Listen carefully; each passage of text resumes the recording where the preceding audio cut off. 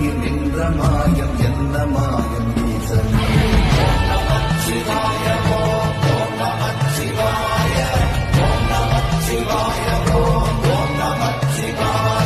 மூலமான வித்திலிருந்து இயங்கும் நாத வித்து எனும் தாதுக்களாக இந்த பூமியில் உயிர்களும் தோன்றியது. இவ்வுலக வாழ்வில் வரும் இன்ப துன்பங்களில் அனுபவங்களால் இறைவனை அடுத்தும் விடுத்தும் வாழ்ந்து மலர்ந்த பூக்கள் உதிர்வது போல் வாழ்வு முடிந்தும் ஐம்புலன்களும் பொறிகளும் கலங்கி பூமியில் மரணமடைகின்றனர்.